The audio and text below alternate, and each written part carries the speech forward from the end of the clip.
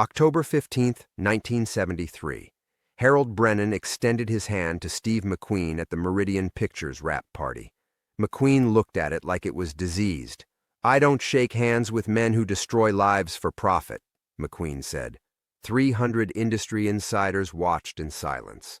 Harold smiled. Told McQueen he'd never work in Hollywood again. McQueen laughed, turned to the crowd, and said 7 words that ended both their careers. "Ask Harold about Jenny Morrison's screen test." The room went dead. Security moved in. McQueen was escorted out. Within 6 months, Steve McQueen had vanished from Hollywood. But Harold Brennan's real nightmare was just beginning. Because some secrets don't stay buried, some men don't forget. And Steve McQueen had spent 7 years planning his revenge. Before we jump back in, tell us where you're tuning in from, and if this story touches you, make sure you're subscribed because tomorrow I've saved something extra special for you. Harold Brennan's fingers trembled as he set down his 3rd scotch of the morning. The amber liquid had done nothing to wash away the taste of bile that had been coating his throat since dawn. Outside his corner office on the 32nd floor of the Meridian Pictures building, Los Angeles stretched beneath an October sky that reminded him too much of another October day, 7 years ago. The manila envelope sat on his mahogany desk like a coiled snake. No return address, no postmark he could trace. Just his name typed on a label with the kind of precision that spoke of planning, patience, and purpose. Inside, 23 photographs that proved Steve McQueen hadn't been bluffing that night at the wrap party. Harold's secretary had buzzed him twice in the last hour, but he'd ignored her. Let the calls pile up. Let the meetings wait. In 3 months, he'd be gone from this office, from this industry, from this life he'd built on the bones of better men. But these photographs, these goddamn photographs, threatened to ensure he wouldn't leave on his terms. He picked up the top image again, though he'd memorized every detail.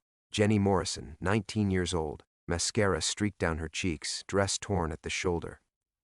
The timestamp read 11:47 p.m., October 15, 1973, 23 minutes after Steve McQueen had been escorted from the party. 41 minutes before Jenny Morrison walked out of the Chateau Marmont and disappeared forever. The second photograph showed Harold himself, straightening his tie, checking his reflection in the hotel room mirror. He looked satisfied, predatory, the kind of expression that would end careers, destroy families, topple empires, the kind of expression that proved Steve McQueen had been right about everything. Harold's intercom crackled to life. "Mr. Brennan, your wife called again. She wants to know if you'll be home for dinner." He pressed the button without lifting his eyes from the photographs. "Tell her no." "Sir, she said it's important. Something about the anniversary party plans." "I said no, Margaret." Silence returned to the office, broken only by the distant hum of traffic far below. Harold wondered if Steve McQueen was down there somewhere, watching from a car or a building across the street, waiting to see how his carefully orchestrated revelation would unfold. The man had always been patient, methodical. It's what made him dangerous, both on screen and off. The 3rd photograph showed Jenny's purse on the hotel room floor, contents scattered. Her Screen Actors Guild card was clearly visible, along with a pregnancy test that Harold had forgotten about until this moment. His blood turned to ice water. 7 years. Steve McQueen had waited 7 years to deliver this blow, timing it perfectly for when Harold thought he was finally safe, 3 months before retirement, 2 weeks before the studio announced his successor, 1 day before the industry trades would run their retrospective pieces on his legendary career. Harold reached for his phone, then stopped. Who could he call? His lawyer? Too risky. Attorney-client privilege only went so far when photographs like these surfaced. The private investigator who'd handled the Jenny Morrison situation? Dead from a heart attack 4 years ago, conveniently enough. The 2 Meridian security guards who'd helped clean up that night? One worked for a studio in Vancouver now, the other had moved to Australia. Steve McQueen had been thorough. He'd waited until Harold's allies were scattered or dead, until his power base had eroded enough to make him vulnerable. The King of Cool had played a long game, and Harold was just now realizing he'd been checkmated before he'd even known there was a match. The 4th photograph made Harold's vision blur. Jenny Morrison's face, but from a different angle. This wasn't from that night at the Chateau Marmont. This was recent, Very recent, based on the mature features, the laugh lines, the confidence in her eyes that hadn't been there when she was 19. She was alive. Harold's chest tightened, each breath becoming a conscious effort. Jenny Morrison was alive, which meant everything he'd been told 7 years ago was a lie, which meant someone had been playing an even longer game than Steve McQueen, which meant the cover-up he'd orchestrated, the silence he'd bought, the career he'd destroyed. All of it had been built on a foundation of sand. The phone rang. Harold stared at it through 4 rings before lifting the receiver. Brennan. "Hello, Harold." The voice was older, raspier than he remembered, but unmistakably Steve McQueen. "I trust you received my package." Harold's mouth went dry. "What do you want?" "Justice. Truth. Maybe a little old-fashioned revenge." McQueen paused, and Harold could almost see that legendary half-smile. "But mostly I want you to know that some handshakes matter more than others, and some men are worth more than the empires built on their graves." The line went dead. Harold set down the receiver and reached for the bottle of scotch again, knowing it would be the first of many before this day was through. Outside, storm clouds gathered over Hollywood, and Harold Brennan began to understand that his real nightmare was only just beginning. Harold sat motionless for 20 minutes after Steve McQueen's call, the silence in his office expanding like spilled ink. The photographs lay spread across his desk like tarot cards predicting doom, their glossy surfaces reflecting the gray afternoon light filtering through his floor-to-ceiling windows. He could hear Margaret typing outside his door, the rhythmic clicking a metronome counting down to disaster. The intercom buzzed again. "Mr. Brennan? Your 3 o'clock is here. The Paramount executives about the distribution deal." Harold closed his eyes, feeling the weight of 30 years pressing against his temples. "Reschedule it." "Sir, they flew in from New York, specifically." "Margaret." His voice carried the authority that had cowed directors, terrorized agents, and built an empire. "Cancel everything for today." He gathered the photographs with steady hands, muscle memory from 3 decades of crisis management taking over. Each image disappeared back into the manila envelope, but their afterimages burned behind his eyelids. Jenny Morrison's tears, his own satisfied expression, the pregnancy test on the hotel room floor, detail he'd somehow blocked from memory until this moment. Harold opened his desk drawer and pulled out a small silver frame he kept hidden beneath quarterly reports. The photograph inside showed a much younger version of himself with Eleanor on their wedding day in 1955. She wore her mother's pearls and that radiant smile that had convinced him he might actually deserve happiness. Behind them, the Pacific stretched endlessly blue, promising a future that seemed limitless. 25 years of marriage. Eleanor had weathered his 12-hour days, his weekend conference calls, his month-long location shoots. She'd smiled through industry parties where younger wives whispered about her husband's reputation, had never asked the questions whose answers would destroy them both. In 3 months, he'd promised her they would travel to Tuscany. He'd retire, they'd find that villa they'd dreamed about, and he'd finally become the man she'd married instead of the monster Hollywood had required. Now those plans crumbled like old film stock exposed to light. Harold walked to his wet bar and poured another scotch, noting how the amber liquid caught the afternoon sun. His hands were steadier now, though something cold had settled permanently in his chest. Through his windows he could see the Hollywood sign perched on distant hills, letters white against the gathering storm clouds. How many careers had those 9 letters witnessed rise and fall? How many secrets lay buried in the canyons below? His private phone rang, the line only Eleanor knew. Harold hesitated, then lifted the receiver. "Hello, darling."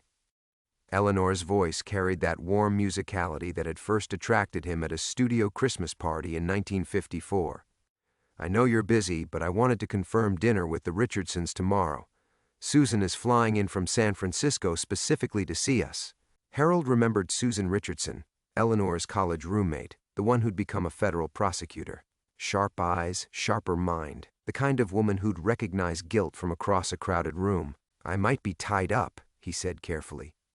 "Harold." Eleanor's tone shifted, taking on that gentle firmness he knew meant she wouldn't be deterred. "You promised. After everything we've postponed for your work, you promised me these last few months would be different." Through the phone, he could hear classical music playing in their Bel Air home. Debussy, Eleanor's favorite when she was planning something special.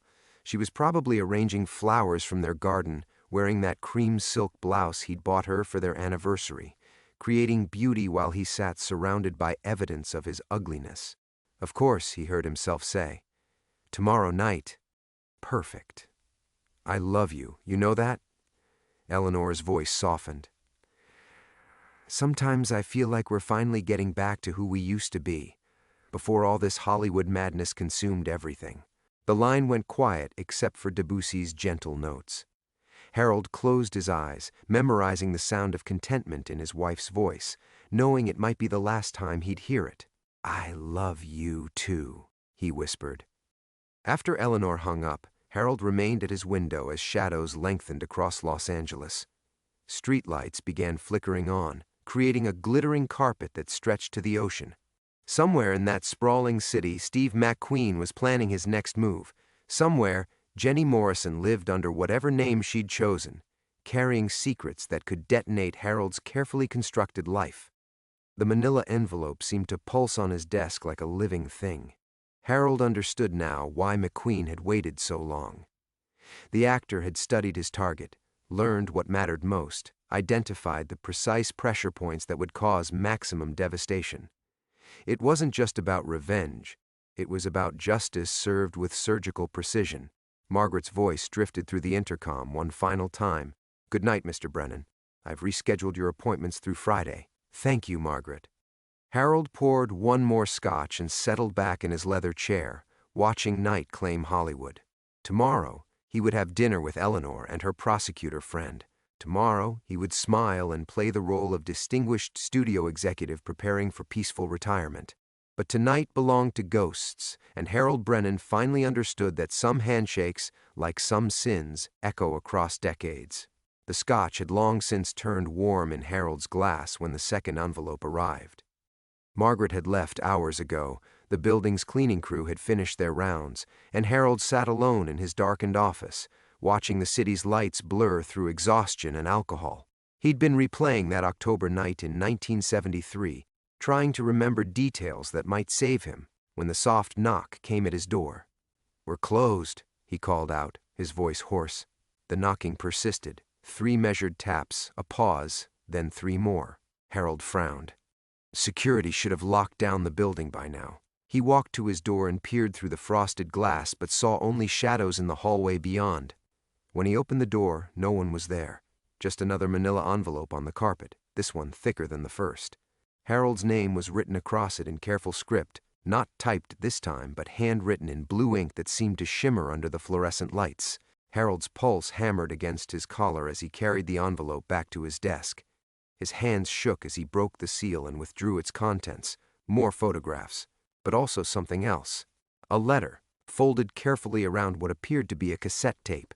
The letter was brief, written in the same careful script. "Harold, you always believed I died that night. That was the point. Some deaths are staged, some disappearances are choices, and some silences are bought with more than money. The tape contains the conversation we had 3 days after the party, when you thought you were sending me away forever. I've kept it safe all these years, waiting for the right moment. Steve told you he had photographs. He never told you he had a witness. He never told you the witness was alive, that she's been watching, that she's been documenting. 7 years is a long time to build a case, Harold. 7 years is long enough to ensure that when the truth comes out, there's nowhere left to hide. The photographs Steve showed you were just the beginning. What you're looking at now are the photographs that show what happened after you thought you'd cleaned everything up. The ones that show who helped you. The ones that show what you did to ensure my silence. You have 24 hours to make this right. The address is on the back. Come alone. Jenny." Harold's vision tunneled as he flipped the letter over. An address in Malibu, written in the same careful script. His fingers found the cassette tape, its plastic surface cool against his skin. He hadn't seen one in years. Most of the industry had moved to digital recording. But he remembered that October vividly enough to know what this tape contained. 3 days after the wrap party. 3 days after Steve McQueen had been escorted out for refusing to shake Harold's hand. 3 days after Jenny Morrison had supposedly vanished into the night, Harold had met her at a diner in Burbank, had offered her money, a new identity, a fresh start somewhere far from Hollywood. He'd thought he was being generous. He'd thought he was solving a problem. He'd never suspected she was recording every word. The new photographs scattered across his desk showed a different angle of that same hotel room, but taken hours later. Harold saw himself with two men he'd hoped never to see again. Vincent Torino, the studio's head of security who died of a supposed heart attack, and Marcus Webb, a private investigator who'd specialized in making problems disappear. The photos showed them cleaning, organizing, disposing of evidence Harold had forgotten existed. But the final photograph stopped his heart entirely. It showed Harold handing Vincent Torino a thick envelope, payment for services rendered. In the background, barely visible in the hotel room's mirror, a figure could be seen crouched behind the bathroom door, a young woman with a camera, documenting everything. Jenny Morrison hadn't disappeared that night. She'd hidden, she'd watched, she'd waited. Harold reached for his phone with trembling hands, then stopped. Steve McQueen's call had been a warning shot. This was the declaration of war. Both of them, actor and victim, had spent 7 years preparing for this moment. They'd coordinated their timing, their evidence, their strategy. While Harold had been building his retirement plans, they'd been building his destruction. The city lights seemed dimmer now, as if Hollywood itself was turning away from him. Harold thought of Eleanor, probably asleep in their Bel Air bedroom, surrounded by travel brochures for their Italian retirement. He thought of Susan Richardson, the prosecutor who'd be joining them for dinner tomorrow night, whose sharp legal mind would immediately recognize the implications of what Jenny Morrison possessed. 24 hours. The letter's deadline pounded in his skull like a migraine. 24 hours to drive to Malibu and face the woman whose life he'd tried to erase. 24 hours before his carefully constructed world collapsed entirely. Harold poured another scotch and stared at the cassette tape, knowing that whatever conversation it contained would prove that his sins ran deeper than even Steve McQueen suspected. In trying to silence one witness, he'd created another, one who'd spent 7 years becoming far more dangerous than the actress who'd walked into that hotel room. The game had changed, and Harold was no longer sure he understood the rules. Harold woke slumped over his desk at dawn, the cassette tape imprinted into his cheek and his neck twisted at an angle that sent fire down his spine. The photographs lay scattered around him like crime scene evidence, catching the gray morning light streaming through his windows. For a moment, he couldn't remember where he was. Then Jenny Morrison's letter swam into focus, and the previous night crashed back with devastating clarity. His mouth tasted like copper and stale scotch. The empty bottle sat accusingly beside his phone, which was blinking with missed messages. Harold straightened slowly, every joint protesting, and pressed the playback button. "Harold, it's Eleanor. I know you said you'd be late, but it's past midnight. Please call when you get this. Mr. Brennan, this is Margaret. I'm sorry to call so early, but there are reporters downstairs asking about Steve McQueen. I've told security not to let them up, but... Harold, it's Frank Morrison at the Times. We need to talk. There are rumors circulating about some photographs and..." Harold jabbed the delete button, silencing the machine. Reporters. They'd started circling already, drawn by whatever scent Steve McQueen had leaked into the wind. Harold's hands shook as he gathered the photographs, shoving them back into their envelope with desperate haste. The office door opened without warning. Harold spun, expecting Margaret, but found himself facing Mickey Torino, Vincent's younger brother, the one who'd taken over studio security after Vincent's convenient heart attack 4 years ago. Mickey was smaller than his brother had been, but carried the same dead eyes and thin smile that meant someone was about to have a very bad day. "Morning, Mr. Brennan." Mickey stepped inside and closed the door behind him, turning the lock with deliberate precision. "Heard you had some visitors yesterday." Harold forced his expression to remain neutral, but something cold crawled up his spine. Mickey shouldn't know about the photographs. No one should know except... "I don't know what you're talking about." Mickey walked to Harold's wet bar and poured himself a drink despite the early hour. "My brother left some loose ends when he died. Connections. People who owe favors." He sipped the scotch and made an appreciative noise. "Expensive stuff." Too bad you won't be around to enjoy it much longer. Are you threatening me? Me? Nah. Mickey set down his glass and straightened his tie, a gesture so reminiscent of Vincent that Harold's stomach clenched, just passing along some friendly advice. There are people in this town who remember Vincent fondly, people who get nervous when his name starts coming up in the wrong conversations. Harold's throat felt sandpapered. I haven't mentioned Vincent to anyone. Course not. But that actress, Jenny Morrison, word is she's been talking to journalists, sharing old stories, showing off some interesting photographs. Mickey's smile widened, revealing teeth stained yellow from decades of cigarettes. Makes people wonder what other photographs might surface, what other conversations might have been recorded.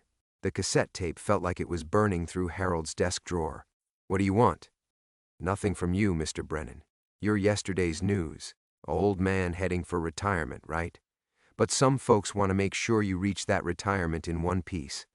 Italy's lovely this time of year, I hear. Peaceful, quiet, the kind of place where a man could disappear completely if he wanted to. Mickey finished his drink and set the glass down with a soft clink. Of course, if someone was stubborn enough to stick around, to maybe drive out to Malibu and dig up old graves, well, that would be unfortunate for everyone involved. He walked toward the door, then paused. Oh, and Harold? Your wife's a lovely woman. Shame if she got caught in the crossfire of someone else's poor decisions. The threat hung in the air like smoke after Mickey left, locking the door behind him with another deliberate click. Harold sank back into his chair, understanding finally that the game was far more complex than he'd realized. It wasn't just Steve McQueen and Jenny Morrison he was facing. It was an entire network of corruption that had metastasized through Hollywood's power structure over decades. His private phone rang. Harold stared at it, knowing it was Eleanor, but suddenly terrified to hear her voice. What if Mickey's people were already watching their house? What if his wife was already in danger because of sins committed 7 years ago? Hello? Harold? Eleanor's voice carried a tremor he'd never heard before. There are men outside our house. They say they're security, but... Harold, I'm scared. The line went dead. Harold grabbed his keys and ran for the elevator, the manila envelopes clutched against his chest. 24 hours had become 24 minutes, and somewhere in the Hollywood Hills, the past was finally coming home to collect its due. Harold's Mercedes screamed through Coldwater Canyon at speeds that would have horrified him any other day. The manila envelope sat buckled into the passenger seat like deadly cargo while his mind raced faster than the engine. Eleanor's terrified voice echoed in his skull. Harold, I'm scared. Followed by that awful silence that meant everything had gone wrong. He'd tried calling back 6 times. No answer. The winding road blurred past as Harold calculated how thoroughly he'd underestimated his opponents. While he'd been playing chess, Steve McQueen and Jenny Morrison had been orchestrating a symphony of destruction that reached far beyond one studio executive's downfall. They'd anticipated Mickey Torino's involvement, had probably counted on it. Every move Harold thought he was making independently had been predicted, planned for, turned against him. His phone rang, the car phone, not his private line. Harold grabbed it desperately. Eleanor? This is Detective Ray Castellanos, LAPD. Mr. Brennan, we need you to come to your residence immediately. There's been an incident. Harold's vision grayed around the edges. Is Eleanor all right? She's unharmed, sir. But we need to discuss what happened here tonight. How soon can you? 10 minutes. Harold took the last curves of Mulholland Drive like a man possessed, then descended into Bel Air where police cars lined his street like fallen dominoes.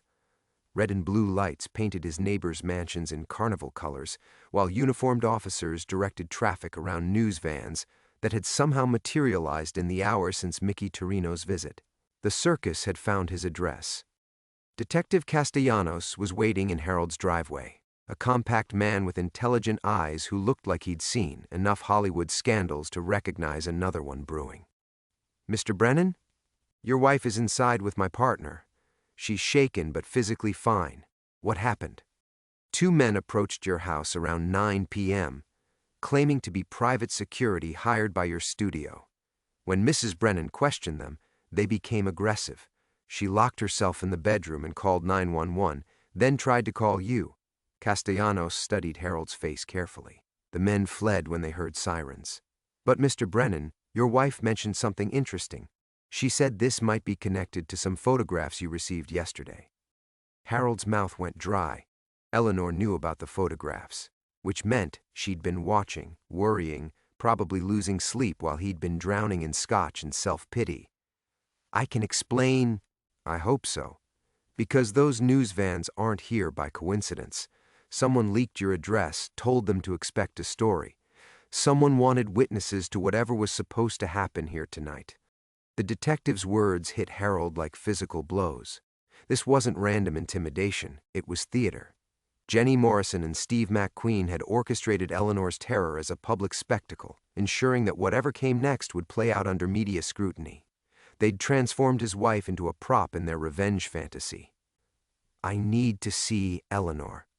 In a moment. First, I need you to understand something. Castellanos stepped closer, lowering his voice as reporters strained to overhear from behind police barriers. I've been a detective for 22 years. I've seen what happens when Hollywood's old guard tries to bury problems instead of solving them. Whatever you're mixed up in, Mr. Brennan, it's bigger than intimidation tactics and mysterious photographs. People are scared enough to make very stupid mistakes. Harold followed the detective's gaze toward his living room window, where Eleanor's silhouette was visible through sheer curtains. She sat perfectly still, hands folded in her lap like a woman waiting for news that would change everything. In the 7 years since Jenny Morrison's disappearance, Harold had convinced himself that Eleanor never suspected, never questioned the long nights and hushed phone calls that followed. Now he understood that his wife's silence hadn't been ignorance. It had been love choosing blindness over truth. The men who came here tonight, Harold said carefully. Did my wife give descriptions? Professional types, expensive suits, polite until they weren't. The kind of men who usually get paid to solve problems quietly. Castellanos studied Harold's expression. The kind of men someone calls when photographs surface that shouldn't exist. The cassette tape in Harold's jacket pocket seemed to grow heavier. On it was proof of how far he'd gone to silence Jenny Morrison, recorded in his own voice 7 years ago when he'd thought himself untouchable. The conversation that would destroy not just his marriage, but any possibility of the peaceful retirement he'd promised Eleanor. Detective, I need to ask you something. Harold's voice dropped to a whisper. If someone had evidence of crimes committed years ago, serious crimes, what would happen to family members who had no knowledge of those crimes? Castellanos' expression hardened. Depends on the crimes, Mr. Brennan, but generally speaking, innocent family members remain innocent, unless someone makes the mistake of involving them further. The warning was clear. Harold nodded and walked toward his house, where Eleanor waited in their living room surrounded by the travel brochures for Italy, the retirement plans, the photographs from 25 years of marriage. All of it about to be swept away by ghosts he'd thought safely buried. As he reached for the door handle, Harold realized that Jenny Morrison's 24-hour deadline wasn't about giving him time to make things right. It was about giving him time to watch everything he loved turn to ash first. Harold stepped through his front door to find Eleanor standing in their hallway, travel brochures scattered at her feet like fallen leaves. She wasn't the shaken victim he'd expected to console. She stood perfectly straight, her silver hair immaculate, her eyes holding a steadiness that made his stomach drop. Hello, Harold? Her voice carried no trace of the terror he'd heard on the phone. I was wondering when you'd finally come home. Detective Castellanos followed him inside, and Harold noticed how Eleanor's gaze flicked to the detective with something that looked almost like relief. Not the relief of a frightened woman seeing protection. The relief of someone whose careful plan was finally moving forward. Eleanor, are you all right? When you called, you sounded terrified. She bent to collect the travel brochures, her movements deliberate and calm. Yes, I imagine I did. One develops quite an acting ability after 25 years of marriage to a man who thinks he's the only one with secrets. Harold's vision seemed to telescope. The familiar hallway, their wedding photo on the side table, Eleanor's collection of Italian pottery, the grandfather clock that had belonged to her parents, suddenly felt like a movie set where he'd forgotten his lines. I don't understand. Eleanor straightened, holding the brochures against her chest. Detective Castellanos, would you mind giving us a moment? I believe my husband and I need to discuss some family matters before you take his statement. The detective hesitated, studying both their faces. Mrs. Brennan, if you're not comfortable being alone with... Oh, I'm perfectly safe. Eleanor's laugh was soft, almost musical. Harold would never hurt me. He loves me far too much to risk losing his retirement plans. Isn't that right, darling? Harold felt the world tilting beneath his feet. Eleanor, what's happening here? She walked past him into the living room, where the remnants of their evening, 2 wine glasses, the newspaper crossword they'd started together, Eleanor's reading glasses, created a tableau of domestic normalcy that now felt obscene. Harold followed, aware that Detective Castellanos was watching from the doorway. I met Jenny Morrison yesterday, Eleanor said conversationally, settling into her favorite armchair. Lovely girl. She's matured beautifully since that unfortunate business 7 years ago. We had tea at the Beverly Hills Hotel. Very civilized. The cassette tape in Harold's pocket felt radioactive. You met with Jenny Morrison. She called Tuesday morning, introduced herself, suggested we talk. I was curious, naturally. A young woman contacting me out of nowhere, mentioning your name, asking if I knew about certain photographs. Eleanor smiled with the same warmth she'd shown him every morning for a quarter century. Imagine my surprise when I realized she wasn't some delusional starlet or blackmail artist. She was someone who'd been watching our marriage very carefully for years. Harold sank onto the sofa, his legs unable to support him. Eleanor, she showed me quite a collection of photographs, Harold, not just from that hotel room in 1973, but from afterwards. Pictures of you meeting with various unsavory gentlemen, pictures of you disposing of evidence, pictures of you paying for services that I'm sure weren't listed in any studio budget. Eleanor's voice remained conversational, as if discussing their dinner plans. But do you know what fascinated me most? Harold couldn't speak. The room spun around him while his wife, his beloved innocent wife, revealed herself as someone he'd never met.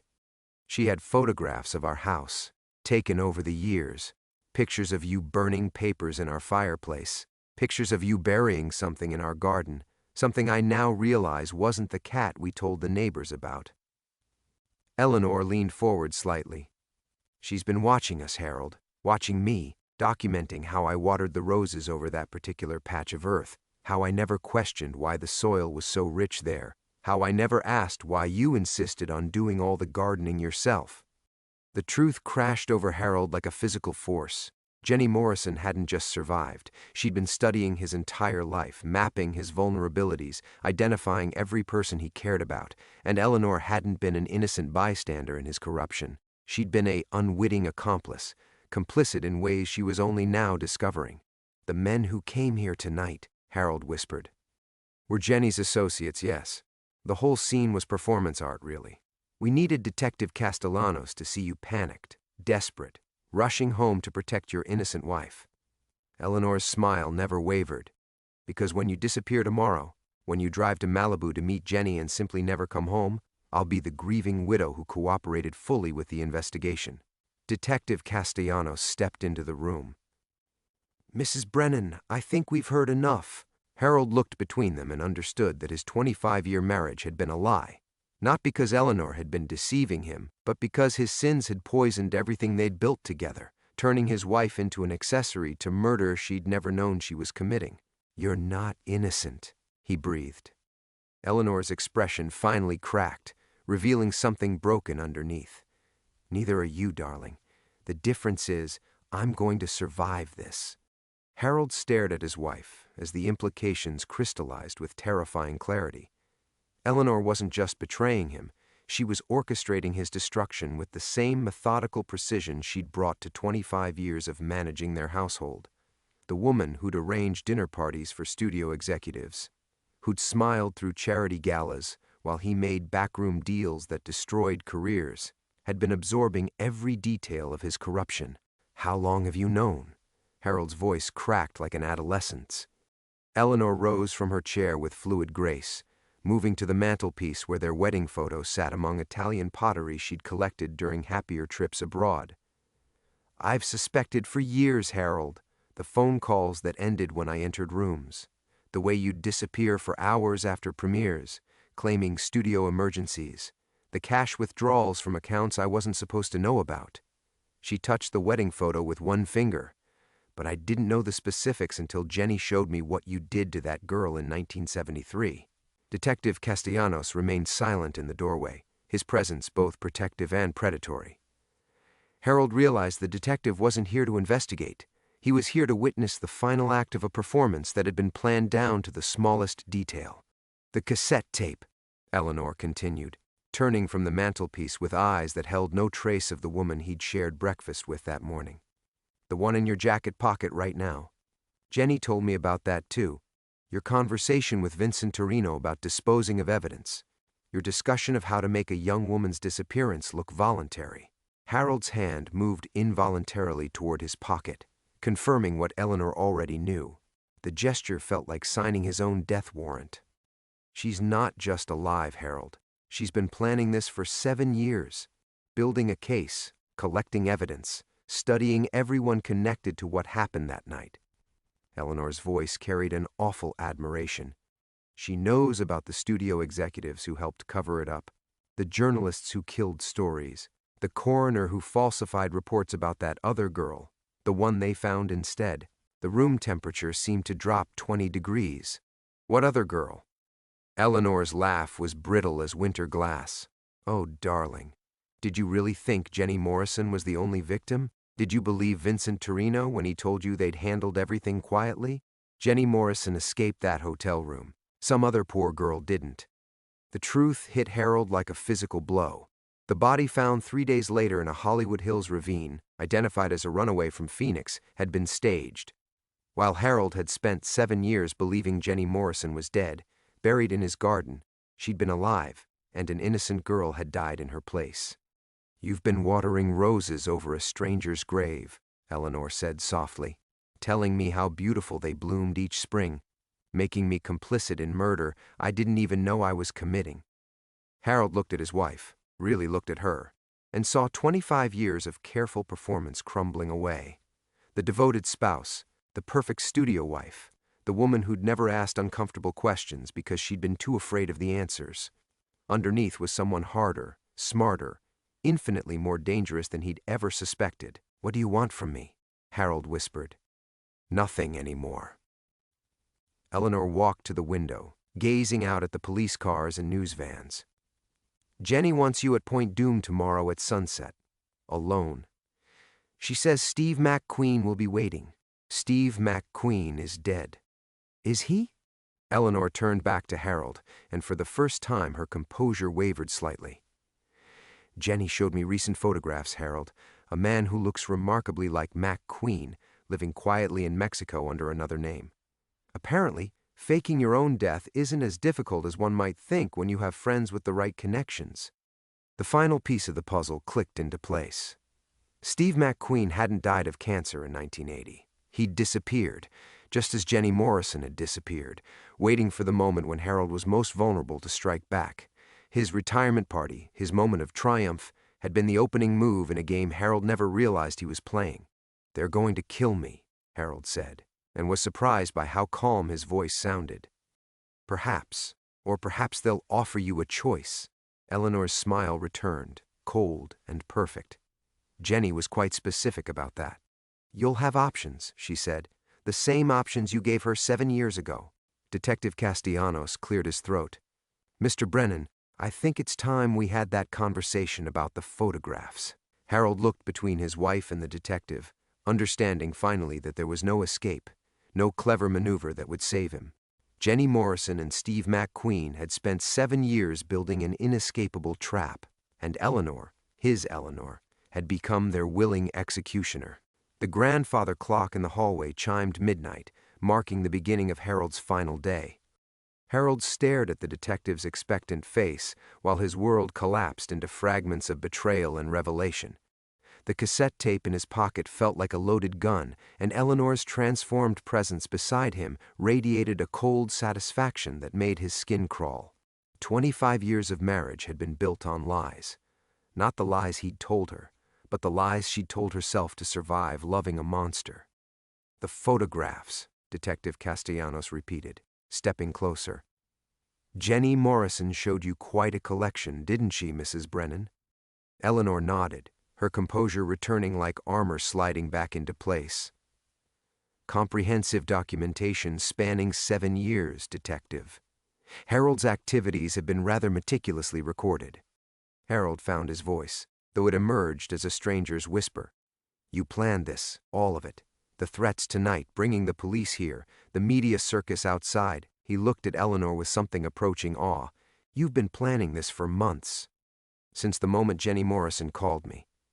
Eleanor's admission carried no shame, only weary relief. She was very persuasive about the benefits of cooperation. Immunity from prosecution in exchange for testimony, protection for family members who had no knowledge of criminal activities, a chance to salvage something from the wreckage of our marriage. The detective withdrew a small recording device from his jacket, setting it on the coffee table between them like a judge's gavel. Mr. Brennan, I'm going to need you to tell me about the night of March 15th, 1973. About what happened at the Beverly Hills Hotel after Steve McQueen refused to shake your hand.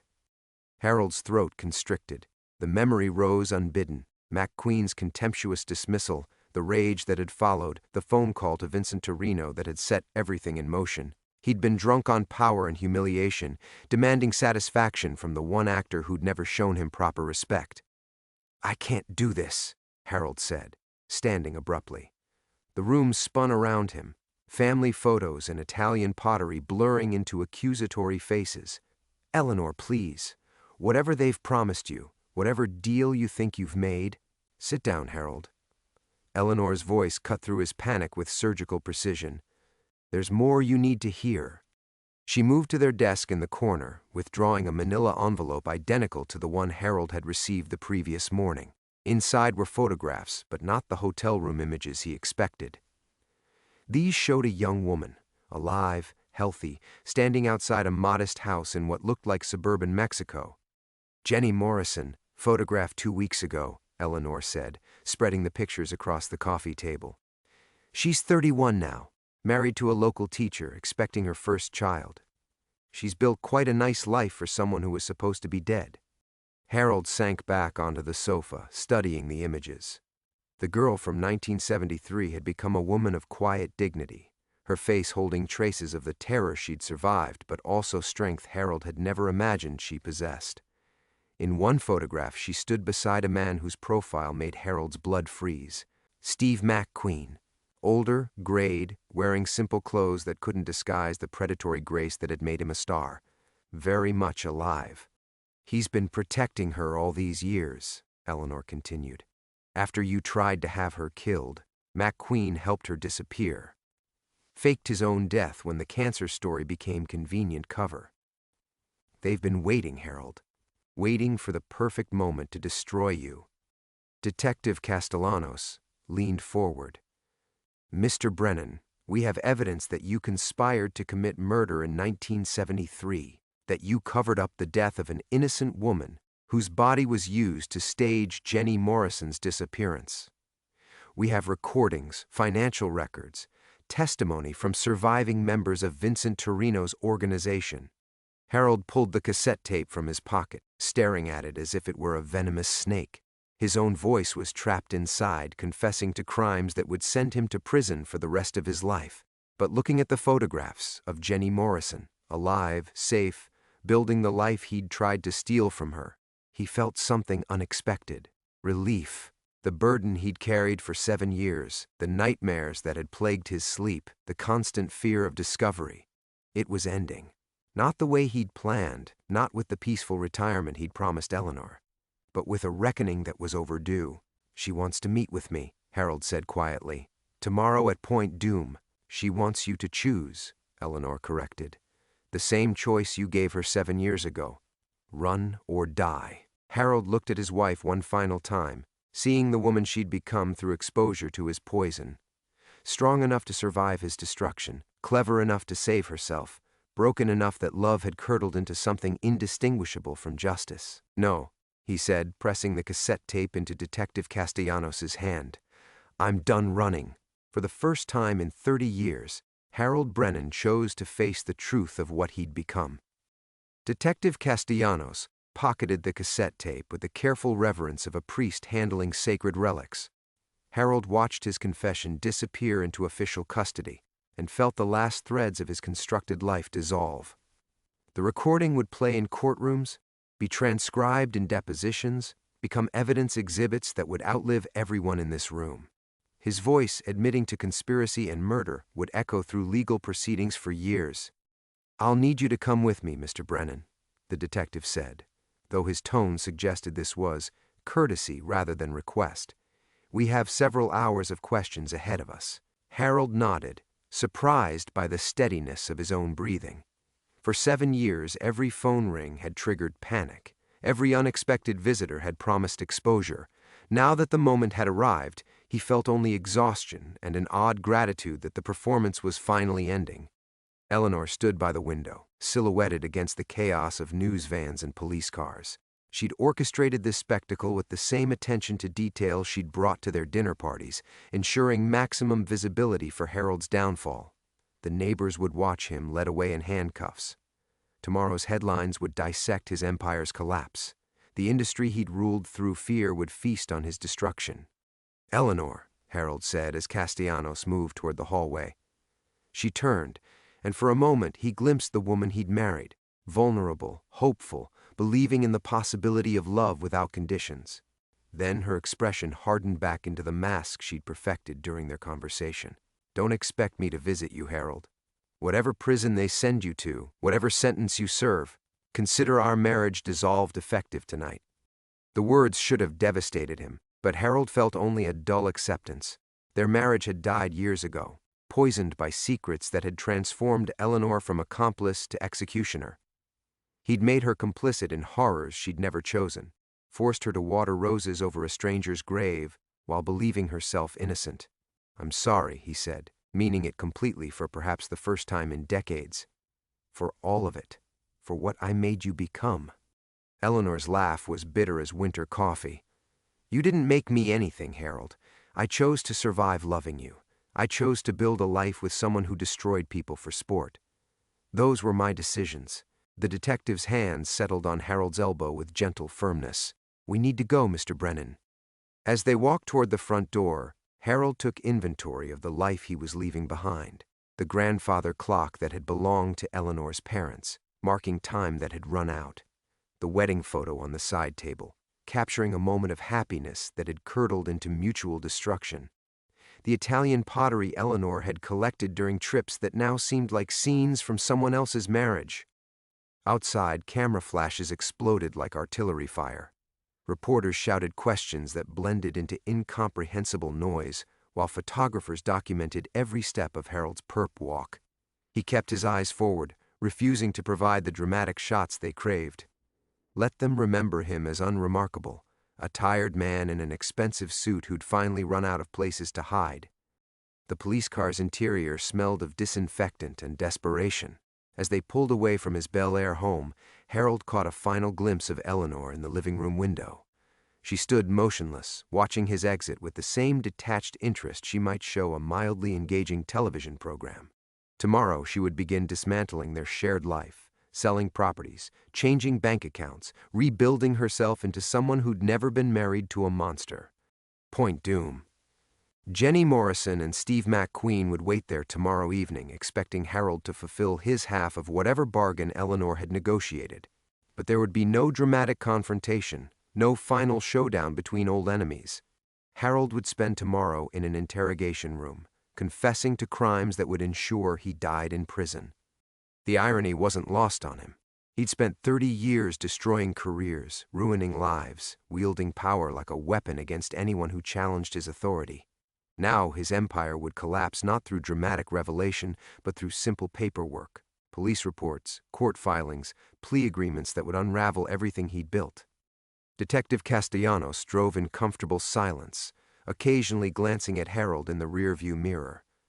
The detective had seen this before, powerful men reduced to their essential components, stripped of wealth and influence, until only human frailty remained.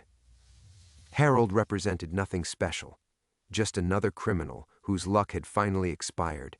As downtown Los Angeles approached through the windshield, Harold closed his eyes and thought about the young actress he'd tried to murder 7 years ago. Jenny Morrison had survived his worst impulses, built a new life in Mexico, found love despite the trauma he'd inflicted.